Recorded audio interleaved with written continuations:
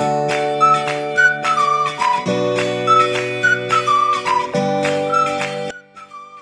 right. So this is my second slideshow for you, or PowerPoint recording. You may be saying, like Dr. Smith, this is the only one that's there. You are correct, because I just spent the last 20 minutes recording one without actually hitting record. So let's hope that this is working. Okay, so this first lecture is on classroom management. Be afraid. The reason I say that and I type that is because this is the subject that's easily the most essential in being able to run a classroom and being a teacher. It's the thing that most teachers are scared about. It's the thing definitely a lot of you are scared about. And it's the thing I see go wrong most often. So this is an important topic. People are individuals. Let me move my little thing there. All right. Remember when you're teaching a kid with the snowflakes, it was their individual snowflakes, that one like another. Anyway. So it's important that you realize that yes, you're teaching a class. Yes, you're teaching an ensemble. Yes, you're teaching a group of people, but you're not teaching a band or a choir or an orchestra. You are teaching individuals in that band, in that choir, in that orchestra. And you can hold strong expectations for them, and you should, and standards of performance, but you have to understand to get to that standard, you're gonna have to deal with individuals as individuals and go to where they are and not expect them necessarily to come where you are. Respect the ability that the students have. They're all good at something. I mean, maybe they draw, maybe they are really good soccer players or football players, or maybe they're really good at math or something of sort. You've always really got to think of, what are these students good at? And as soon as you find what they're passionate about, what they're good at, what they want to do, then a lot of times band or music can be a really, really important part of that with them if you just make some parallels and deal with that the way that it's going. Respect the ability. Oh, yeah. It's your job to find it. Are you fixing the issue based on how they affect others or you? I don't like all of you all the time. I love you as students, and I love you as my students because I want to help you, and I love what you're doing and what you want to do. But there are times you're jerks, as there are times you don't like me. Understand sometimes that you're not going to want to be great friends with everybody that you teach. So their actions may annoy you. The way they ask questions, the way they go about life, how they feel about things. You know, some of them may be communists, who knows, you know. You have to teach them where they are. And you have to understand when they do something wrong, are you mad at them as a person, or are you mad at their actions and how they affect others? Really concentrate about that, because a lot of times people don't differentiate, and then they just get really angry all the time at people who really are just being them. Discipline the action, not the student. So, Rachel, are you stupid? No, she's not stupid. Okay, Rachel, right now you're acting kind of stupid on this. Okay, so a student acting that way doesn't mean they are stupid. It means they're acting that way. So always go after the action that they're doing, not them. Okay, it's just, and you know, some people tease that way. Stephen, I know you're watching, and you have a habit of having some snarky comments. You gotta watch how you do those things. And when they get to know you and they trust you, you can be you, and you should be you. But you want to watch that you're dealing with the things that they are doing and not them as a person. Okay. How to Win Friends and Influence People. Stupid title for an amazing book.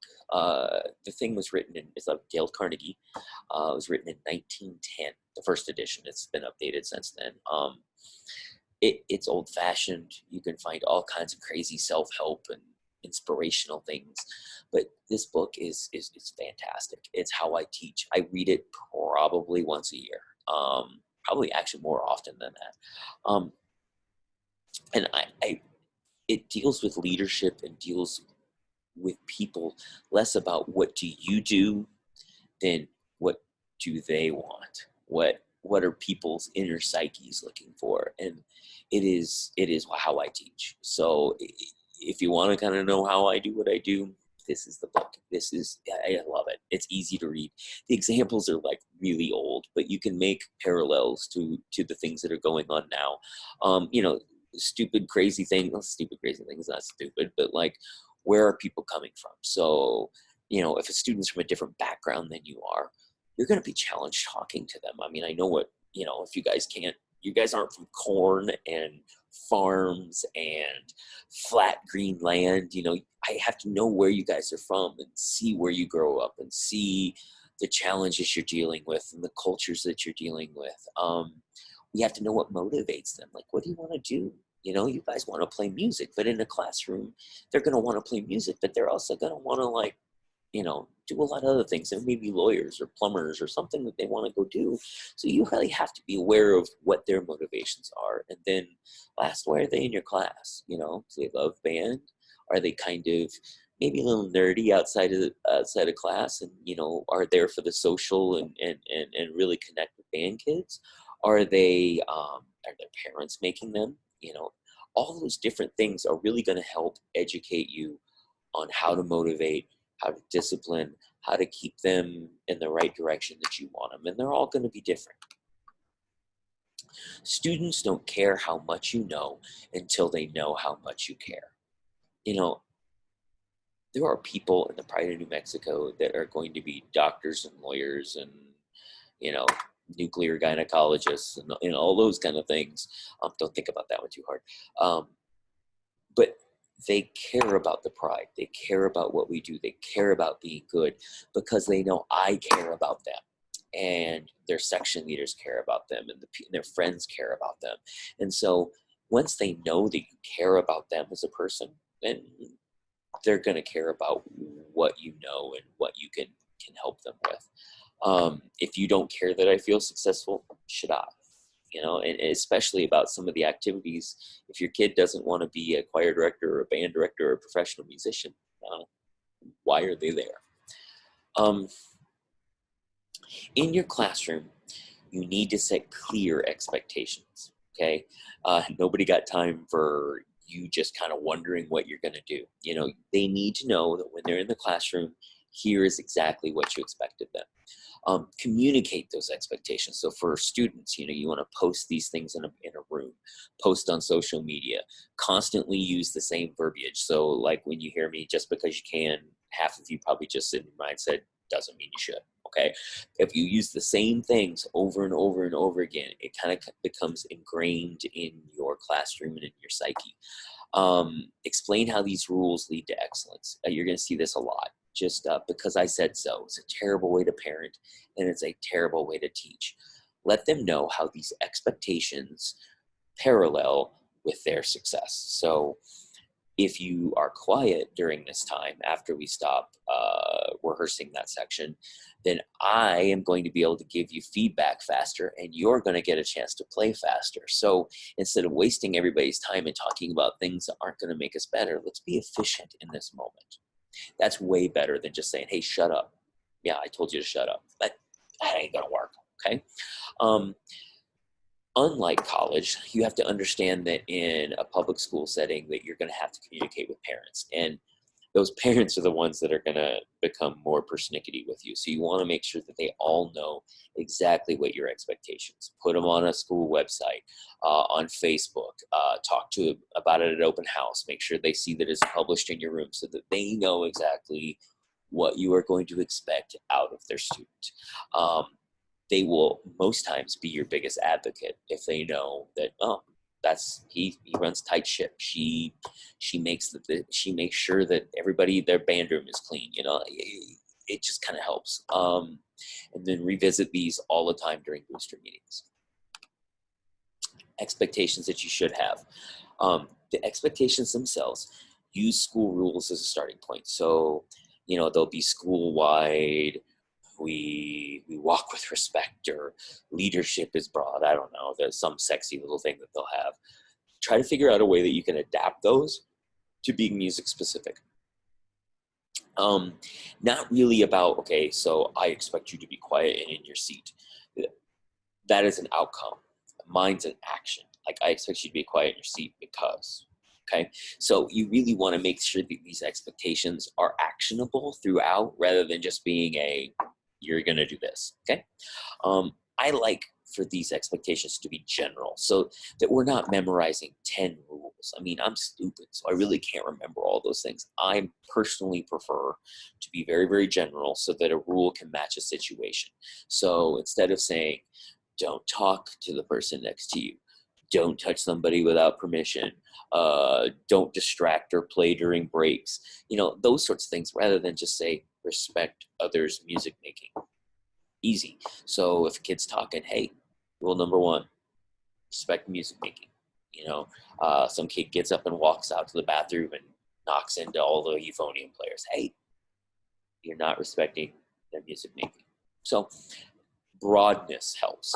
Also, use the exact language in your interactions with the students to the point that they can recite them. So you don't say, hey, don't run into the euphoniums. You say, hey, respect others' music making. And so eventually you're going to do that for a few months and you're going to go, hey, they're all going to go, respect others' music making. And it's a glorious thing. It is a glorious thing when that happens.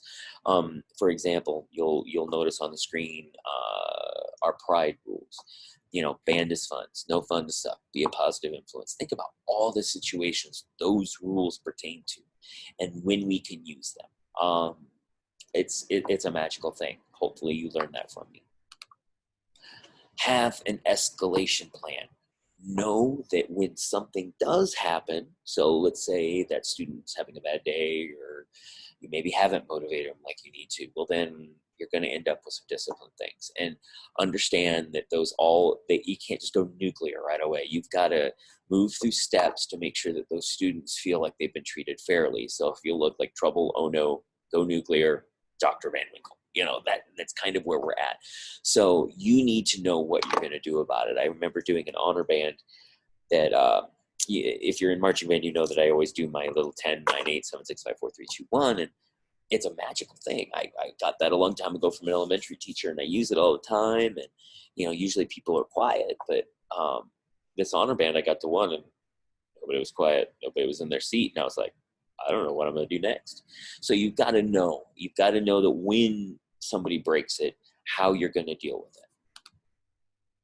Have a clear plan and steps. First one should always be a verbal warning. That brings up kind of a touchy subject of do I warn the section or do I go after the student? That's a pretty harsh way to say that, but like trombones. Okay, so trombones are talking. Again, it's probably Rachel or Juan. It's always Juan. And so if Juan's just jabbering away and I say, Juan, stop talking, all of a sudden that puts the onus on him. And a lot of times if you do that in front of other people, that will build aggressiveness. And you don't want to do that. You really don't want to do that. So instead, you say, trombones, stop talking. And so hopefully if you have some good kids, which I always do, they learn, okay? But if you've got one person that just doesn't get it, okay, and they're young, so a lot of them won't get it, then you're going to have to say, hey, Juan, stop speaking, stop talking, or as we said before, stop disrupting the music making, okay? So you want to make sure that you deal with that. And I always go into a group, then individual.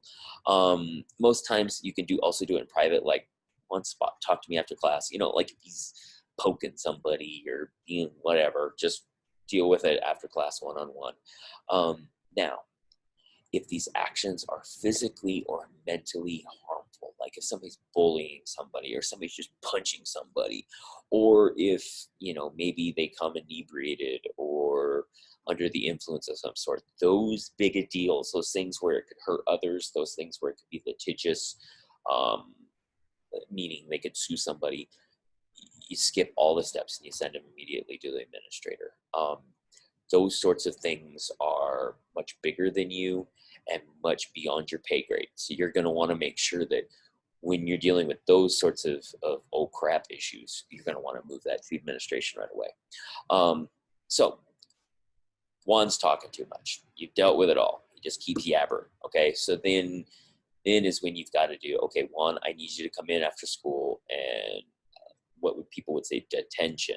It won't be a detention. I always called it service. So things like cleaning the band room, filing music, cleaning instruments, etc. Try to find something they don't want to do. You get somebody that's like super OCD and you ask them to file music, and it's like a benefit instead of a punishment. So understand that you're going to have that too. The one thing I encourage you to do is to never punish with music, ever. Never, ever, ever punish with music. You don't want them to associate that, oh, I did something bad, now I must practice. So when they come in after school, it's like, no, you don't. You're going to come in for a half an hour and you're going to practice your scales. No, that's a whole lot of bad right there, because one, practicing's bad. Two, scales are bad. Okay, you want to make sure that they don't ever equal those. Okay, so that happens, and yet one is still being a jerk, and you don't know what to do. Okay, so call home. The next thing to do is call home. This is singularly the most scary thing you're going to do. Okay, an administrator, you're going to develop a relationship, professional relationship, hopefully a bit of a mentor relationship, where you're going to be able to have a very easy, frank conversation with them. Parents are never that way. I mean, I'm still scared of parents, and I'm as old as some of your parents. So, it's dealing with them takes you're going to learn to do it. Okay. Some suggestions. First of all, never be scared to call them. Okay. Make sure that happens. That's going to be the quickest way you're going to fix things. Always approach a parent like they're a partner. Okay. So instead of saying Johnny's being a real jerk, instead saying, I'm hoping that you and I can work to really improve Johnny's communication skills, people skills, etc. I'm concerned. He's not, don't call them bad. Don't say they're terrible persons. Well, Juan is stupid. No, don't do that. Okay. Don't do that. Instead, you really need to, when I was student teaching a long time ago, obviously, my cooperating teacher, we were at student teacher confrontations, and his mom came in. She's looked right at us, and she was gunning for us. I was so scared. And Roxanne kind of nudges me, and she goes, I got this. I'm like, okay. So she sits down, and the first thing out of Roxanne's mouth was, hey, I know that you don't teach them this way at home, and I know you're as disappointed in their actions as I am. And this parent just deflated, because the parents, a lot of times they see their students' poor actions to be a reflection on them and their parenting abilities, rather than just the fact that kids are kids, man. They go through stuff, and so you've got to figure out, are they going through stuff? What's this stuff like, and how can I make this stuff work, or how can I get them past this? So really work it, when you talk to the parents, really work at making sure that they understand that you're in this together. If you can record it, record it. I try not to meet them in private. Like, keep your door open, record it. It just helps in case something is misunderstood or misconstrued. And understand the apple doesn't fall far from the tree. If you have a kid that talks a lot, most likely their parents are going to talk a lot. If you have a kid that really likes like guns and four-wheelers and craziness, then their parents probably have the same thing, which is great. And just understand that when you're dealing with those kids, sometimes the problem ones are going to have problem parents as well. That was no hit against guns. I'm not a big fan, but I love four-wheelers, so don't judge me. Okay, last step, administration. Okay, it's big, it's scary, it's a huge word. Administration, 5 syllables, my God. Okay, but use them as a last resort, unless it's obviously the dangerous situation or the legal situation. Your principal, everybody wants to pretend like principals are bad. They're not. They are so busy. They have so much on their plate. They don't need you bringing a student just willy-nilly, okay? And if you bring that student to them, you better expect something to be done, because you don't want to waste their time. Make sure that all the steps have been followed, that you have clear documentation so that you did warn them. And just on a piece of paper in your office, write down whenever something like that happens so that you can remember exact dates and times. And so once you've been through the verbal warning, once you've been through the service part of it, once you've called home, that's when you deal with administration. And hopefully you only have to do that a few times in your career. I have only dealt twice in my teaching career with any kind of administrator that wasn't me or my colleague. Don't waste their time on petty stuff. If a kid keeps slamming your door or they keep putting their clarinet on top of the timpani, obviously you be smart, okay? Be smart on that one. And understand that most often that will be accompanied by a dismissal from your program. I don't always like you, okay? I love you as a student. I love you in what you want to do. I love your actions. I love where you are in life. But there are times, especially in this 4 years, that I just don't like you very much. And I imagine the same is going to be about me too. You have to understand, we are at a school and you go to school to grow. So you're going to do this. You know, there are sometimes you're going to be angsty because a boyfriend or a girlfriend broke up with you, or you got a D in your first class, or there are all kinds of things as you grow that you deal with. Drama is intensified. So there's a lot of times you're going to hate a certain student. I mean, I can think of 5 or 6 right now that I just, oh my God, they're horrible. And then I love them by the time they're done, just because they grow and they deal with things and they mature. And so when you're teaching, you have to understand those students are not, their brains are not full size yet, okay? They don't understand things. And so you are the adult, you are mature, you have the benefit of experience. So rather than just quickly just throwing them out of somewhere or dealing with that, you really need to take a step back and you say, okay, do I want this student out of here, or so can I help he or she grow? So think about that. Forgive them. Busy hands are happy hands. They can't talk if they have a mouthpiece in their blowhole. Okay, it's bored students are most likely the worst. Let me see if I can pause this. Pause. Okay, I'm back. I'm glad she wasn't here when I did the escalation one. Anyway, so you want to make sure that they stay busy. You have to keep them engaged in their learning. I mean, if you find yourself with more than a couple of discipline issues a week, then you are probably the problem. You know, if you just can't understand, why don't these kids shut up? Why don't these kids sit down? Why don't these kids take care of their stuff? Probably because you didn't do what you needed to do, or you didn't put the expectation in place and enforce that expectation like you needed to. We all do it. It's going to happen to you in your life, and it happens to me now. And you just have to learn from that and move forward and understand that a lot of the students usually aren't the problem. You have to think, did I lose them? If I just like talking above their head, they don't understand what I'm talking about. Is the class too easy? Do they get it? And I'm just kind of staying on those subjects too long, and therefore they're bored. And if they are, they're going to talk. And then, is your delivery interesting? You know, the Bueller. I don't know if you know what film that is. I hope you do. If you haven't seen Ferris Bueller's Day Off, you need to. You got time on your hands now. You should watch it. But you want to make sure that you're always, it's kind of like our storytelling videos, that you're always doing and saying and being somewhat interesting. You want to be a Marvel movie instead of a documentary. Okay. If your students talk too much, play more.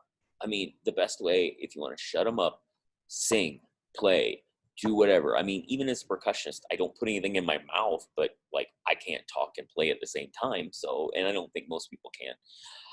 So do that. Are your expectations high enough so they feel like they're accomplishing something, and do they know the reason why you expect so much? Because I said so is a terrible way to teach. I said that before. You know, regardless of what they do and what they're interested in, you know, sometimes music's kind of a funny thing. You know, like, why are we doing this? Why is this important to me? And I think maybe making those parallels between responsibility, what they're going to do in the future, making beauty, those things are so important, and it's so important to communicate all the time, because, you know, well, you should just do this because you're in choir. You should say, well, why are they in choir? You know, you've got to figure out why they're investing this amount of time into what you're doing and what their motivations are. And if they're engaged and they see the parallels and they know they're getting better in things that will benefit them for the future, they're in. And you got to make sure that you highlight that. And then, you know, my experience, there are way more bad teachers than there are bad students. Teachers' brains are fully formed, at least we hope. And, you know, students, in my mind, haven't lived life enough to be bitter yet. And so they're just excited and they want to do things. And some things, you know, they don't understand that they should be excited for. So I think when you find those good teachers, they're able to engage and understand. And a lot of times bad classrooms are just a result of teachers who have given up, who don't understand how to motivate, or they don't understand how to inspire. And so you need to really work at those things. And how do I do those things? And how do I get my students to be that way? And not all of us are the same. So keeping them engaged, it's going to be really dependent on your personality and how you draw them in, your own passion for what's going on. My dad said this, and I'm sorry, it's going to be a little crass, but if you meet an asshole once a day, you've probably met an asshole. If you meet multiple assholes a day, maybe you are the asshole. So as you're dealing with anything, teaching wise or music wise, or even your own professional life someday, if you decide not to do music, you know, if things keep happening to you, that usually is indicative of you causing the things to happen. I get upset sometimes because drama. I hate drama, but maybe I'm the one causing the drama. Maybe I am dramatic. Okay, don't say anything. So you really have to think about how that is in your life and in your teaching. Delivery is everything. There's the Bueller thing. I didn't remember which slide I put that on, but delivery and how you say something and how you look at things are really, really, really important. I had a director of bands, and I've kept this saying with me all my life. You have to be twice as excited about the subject as they are. Twice. So even, I mean, we may have had this conversation before. Teaching marching band fundamentals. I've been doing it for 20 some years. I'm not terribly enthused about it, but when I teach them, I have to be twice as enthused as they are. So I have to act, or I just have to remember why I like them in the first place. So you have to always be passionate and excited. If you just go at something ho-hum, those students are going to be even more ho-hum than you are. If students are interested and engaged in what you're doing and who you are, they're not going to cause problems. Now, I've seen elementary classrooms that are just, they're chaos. You walk in, like, bah! The kids are all, bah! But they're all doing bah! In the context of music. And so that's not bad. Chaos isn't bad. Energy isn't bad. It's just, if it's engaged energy and engaged chaos into music making and into concepts that you want them to learn, that can be a good thing as well. Keep them on their toes. Ask questions. Say stupid, funny things. I always do. People wonder what the heck's about ready to come out of my mouth. You know, nuclear gynecology. It's things like that. They just don't know what I'm going to say. So they pay attention because it's interesting to them and it's engaging to them. You do not want to be that science teacher. You want to be the Marvel movie, not the documentary. I love documentaries, but anyway. Vary your delivery. Routine builds complacency. So if you do the same thing the same way every time and people can predict it, then they're going to log out. Okay, so they're going to want to know all that too. Last, hey, this is my, like I said, second video. Hopefully this one went better than the first. I think it did. I'm really expecting you during the class to come prepared to engage. I want questions. I want opinions. So this is a great, making an obligation to online teach an opportunity for you to speak more and for us to make efficient use of our class time. So that's what I'm hoping to do in here. I'm looking forward to seeing you all in class. I hope you are enjoying your a little bit of downtime, and be safe and make good choices. And I will see you guys in class.